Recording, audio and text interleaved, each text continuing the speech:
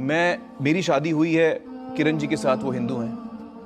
میری پہلی شادی ہوئی تھی رینا جی کے ساتھ، وہ ہندو ہیں. میری جو 2 بہنیں، ایک بڑی بہن ہے ایک چھوٹی بہن ہے، دونوں کی شادی ہندوؤں سے ہوئی ہے، ان کے پتی دونوں ہندو ہیں.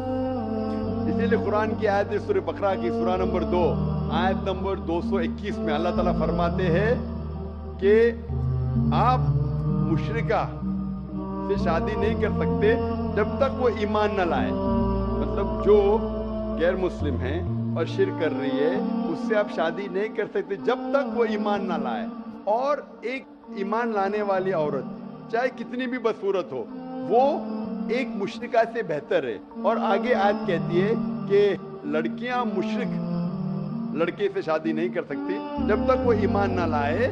ایک مومن آدمی چاہے کتنا بھی بدصورت ہو وہ بہتر ہے بنسبت جو شرک کرتا ہے. اس کی وجہ یہ ہے کہ اسلام میں لکھا ہے کہ اگر آپ خدا کے علاوہ کسی کو اور پوچھتے ہیں، کسی اور کی عبادت کرتے ہیں، یہ سب سے بڑا گناہ ہے.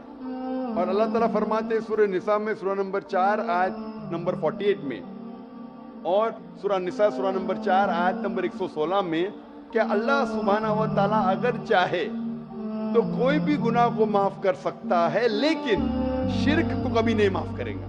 اگر ایک انسان مشرک جیسا مر گیا تو اللہ تعالیٰ کبھی بھی اسے معاف نہیں کر سکتا، کیونکہ مشرک وہ شخص ہے جو شرک کرتا ہے اور یہ سب سے بڑا گناہ ہے. کیونکہ ہمارا خالق، ہمارا مالک، ہمارا ایشور، ہمارا خدا، ہمارا بھگوان، اگر ہم اس کو گالی دیں گے یہ سب سے بڑا گناہ ہے.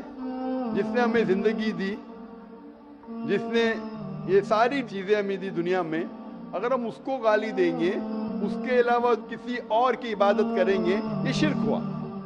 تو اسی لیے اسلام میں اجازت نہیں ہے کہ ایک مسلم لڑکا یا لڑکی کوئی مشرک لڑکا یا لڑکی سے شادی کرے، یہ اجازت نہیں ہے. اسی لیے شادی کے لیے شرط ہے کہ دونوں کا ایمان ہو.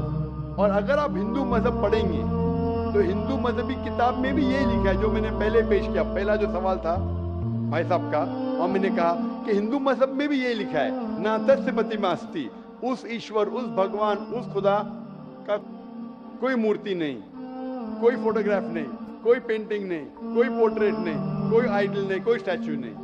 اگر یہ مان لے کہ کم از کم جو یکساں ہے ہندو اور اسلام کے مذہبی کتاب میں، کم از کم اس کے اوپر عمل کرے تو اکثر ہمارے مشکلات دور ہو جائیں گی. جو یکساں نہیں ہے اس کو کل ڈسکس کر سکتے ہیں.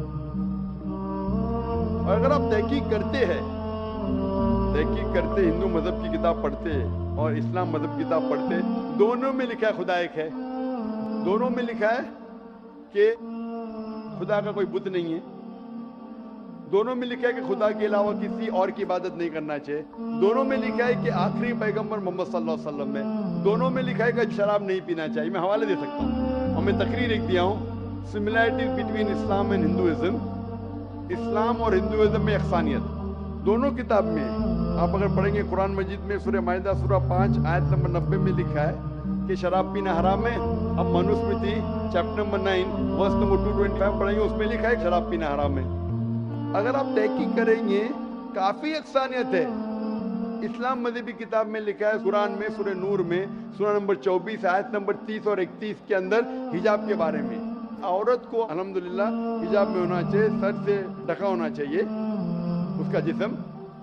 آپ اگر ہندو مذہب کتاب پڑھیں گے رگ وید بک نمبر 8 میں لکھا ہے اور رگ وید بک نمبر 10 میں بھی لکھا ہوا ہے کہ عورت کو اپنے سر کے پلوں کو ڈالنا چاہیے چہرے پہ.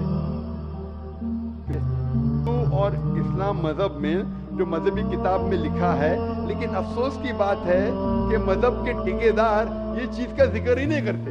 کیوں؟